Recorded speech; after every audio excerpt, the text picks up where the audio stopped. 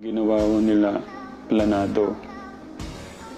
Pwede ko natin silang kasuhan ng abduction or kidnapping.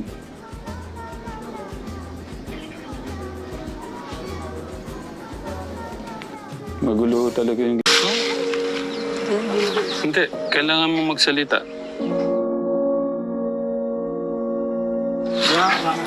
Ha?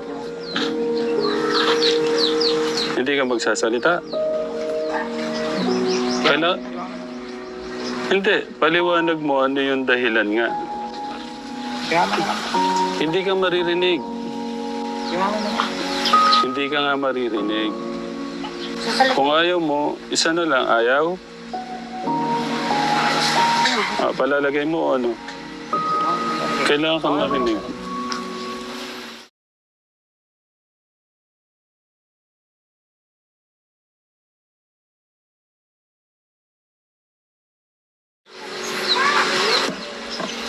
Dahil dito po kayo. Ano lang. Kuya, dito ko muna. Lang dito ka.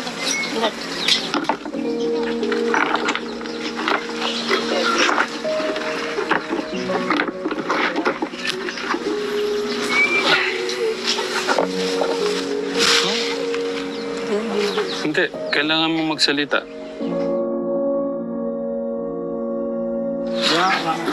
Ha?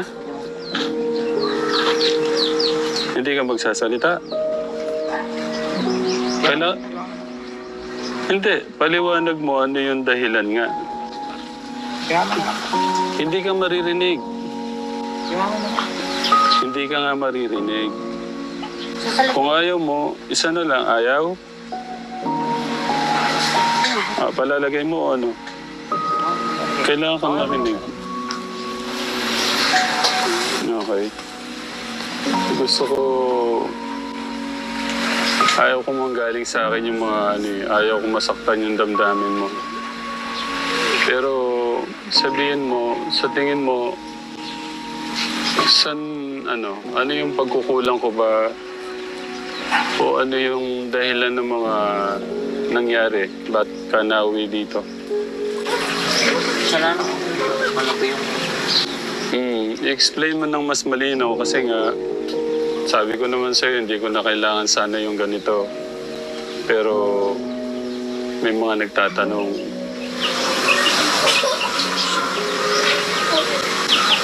Ayun, sa mga nagtatanong po. Dahil lang po ba't po ako nauwi dito is kasalanan ko naman ba dahil hindi po ako susunod sa kanila. Tapos, yan yung pagpunta ko po nun sa motor show po. Siguro dahil din doon po. So, late na po ako nagpa-add. Kasi that day ko rin po nalaman na may ganun po. So yun po, tapos yun, sa mga inuutos po nila, hindi ko po nasusunod sa paggalang po. Baka may gusto kang sabihin sa mga katekram natin. Sa mga, especially sa mga nagmamahal at nagtitiwala sa'yo. So yun, sa mga katekram po, maraming salamat po sa suporta niyo kung binigay sa akin. So, anong ganda na lang po yan. Thank you po. Sa pagmamahal niyo po. Gusto kong malaman gaano kasama yung loob mo sa akin. Hindi ko naman na po iniisip kung ano yung nangyari.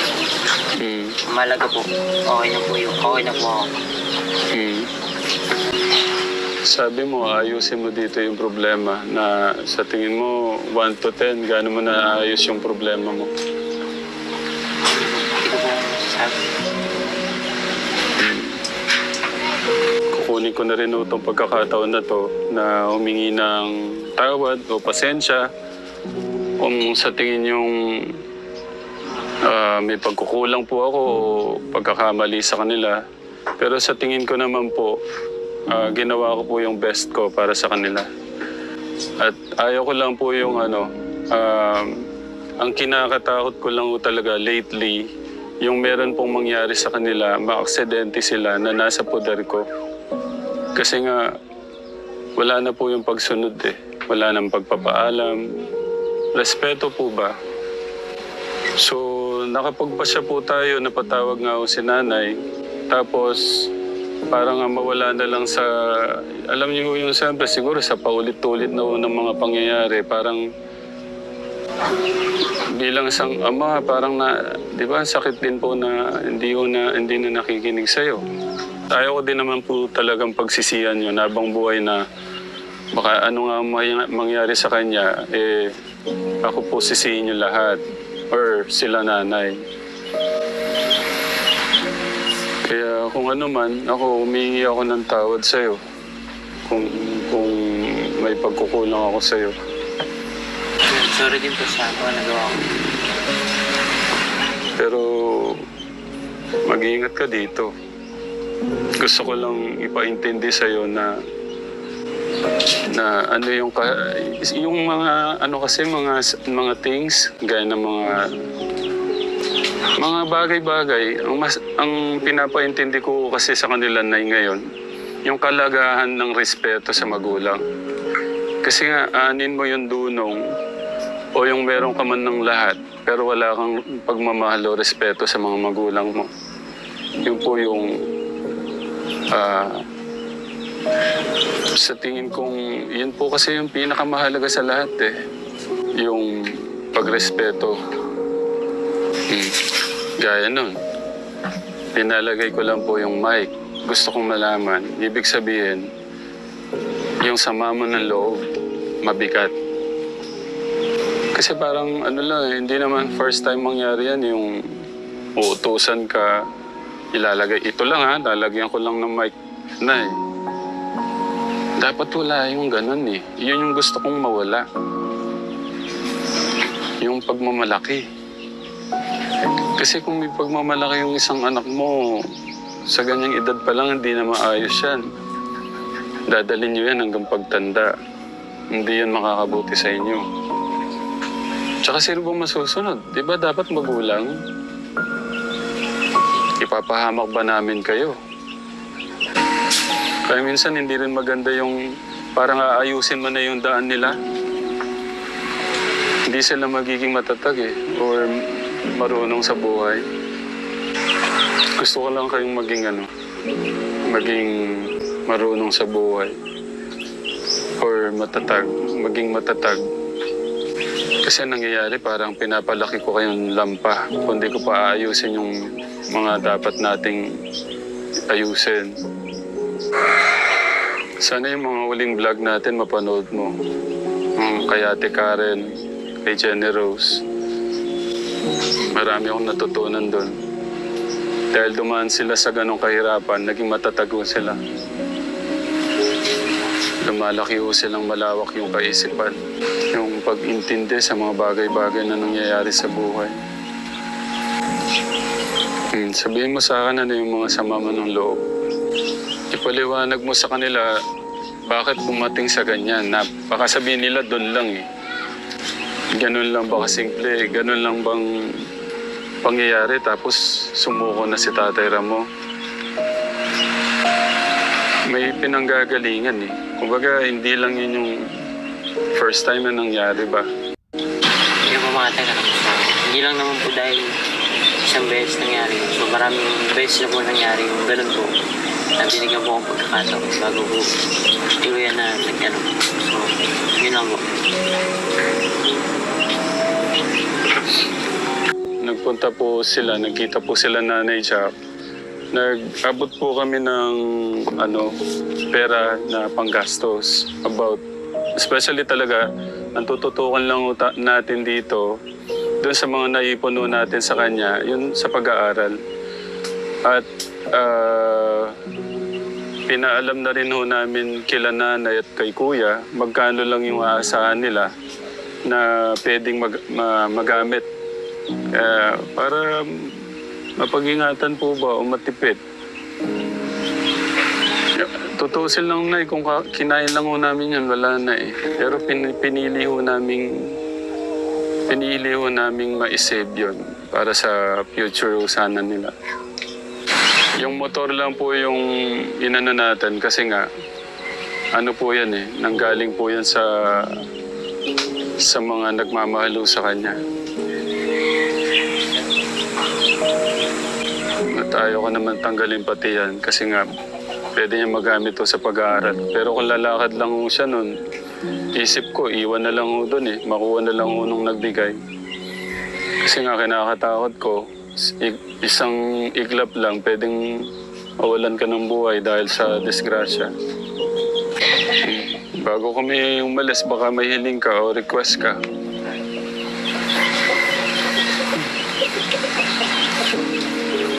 Baka may gusto kang sabihin.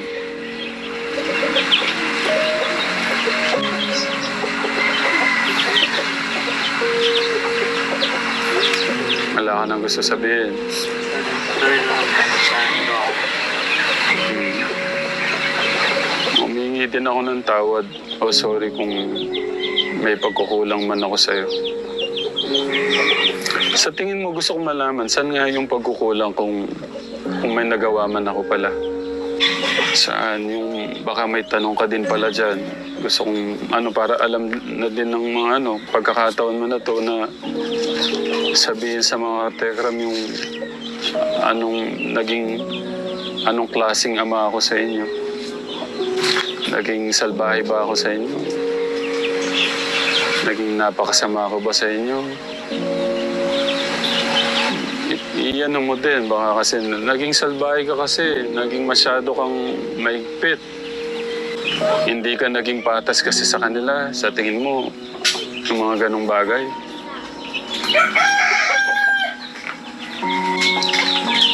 Baka pwede mong ipaliwanag sa kanila na paano ako naging magulang sa inyo. Para lang maintindihan nila. Gaano ako naging kasalbahe sa inyo. O kasama sa inyo. O kalupit. Para malaman lang namin din.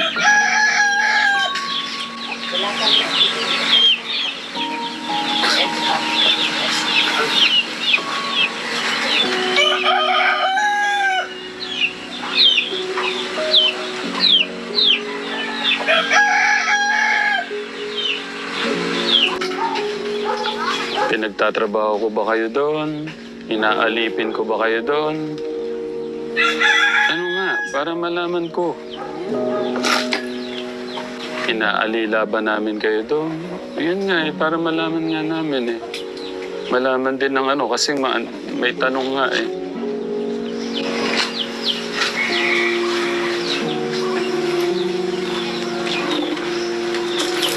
Naglalampaso ka ba doon? Sa bahay?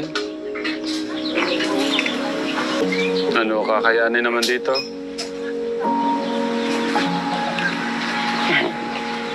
Pagsikapan mo makatapos ka. Focus ka muna. Gusto ko darating yung after 5 years, 10 years. Maganda yung papupuntahan niyo ni kuya niyo. Wala man kayo sa tabi ko. Huwag kayong magsawang mangarap. Huwag niyong kalimutan yung hirap.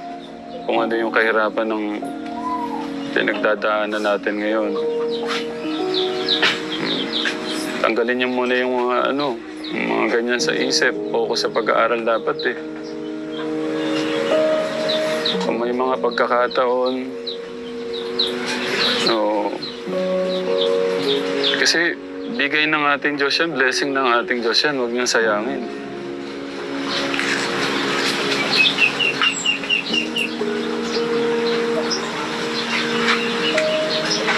Gawin mong lakas to.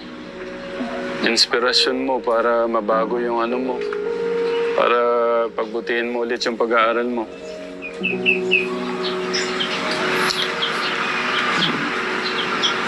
Wala ka daw idea sa kuya mo. May idea ka na ba? Meron na. Din, kaya mahirap talagang ipagkatiwala mo yung mga anak mo sa ibang tao. Gaya nun, parang itinutuwid mo lahat ng mga mali. Pagka nasermonan mo, tatakbo kung saan sila makakagawa ng kung saan yung magagawa ko nila yung gusto nila. Ano naman si Kuya Luis, mabait na bata naman. Ang ayaw ko lang talaga sa kanya yun nga nakasimangot lagi, paggising, parang wala bang gana sa buhay. Pagka nasabihan mo, yun. Pero, yun tanggap na namin eh. Yun ngang ano yung hindi ko kakayanin, yung maaksidente siya na baka ako sisihin ng lahat. Tsaka may pinanggagalingan po lahat. Nung mga nauna, pangalawa, pangatlo, pang-sampu. Siyempre pagka meron na namang ano, masama-sama na po yun. Basta ang ano ko ngayon kategram, especially sa mga nagmamahal kay Kuya, sana wag kong magbago yung love nyo. At kailangan ko din, kasi marami kong nagtatanong, at kailangan kong i-open yung ganito para na rin sa mga nagtitiwala sa amin. Kasi ang hirap din naman na hindi ko ipapaliwanag to, i-share ko sa inyo. Baka sabihin nyo, ganun na lang basta-basta. Kuya, magano ka, ayusin mo yung buhay mo rito. Sumunod ka yung mama mo. Nandiyan ka naman din, titignan-tignan mo yung papa mo doon. Para magkaroon ng lakas ng loob. Sana yung nangyari sa atin, huwag maging dahilan para mawalan ka ng pangarap. Ang gusto ko dito, yung gusto kong ipaintindi at paunawa sa'yo na gaano kahalaga yung pagsunod sa mga magulang. Sinasabi ko naman sa inyo, ano yung halaga ng bunong nyo kung wala naman kayong respeto sa mga magulang nyo. Wala ding saysay. So, yun lang kategram.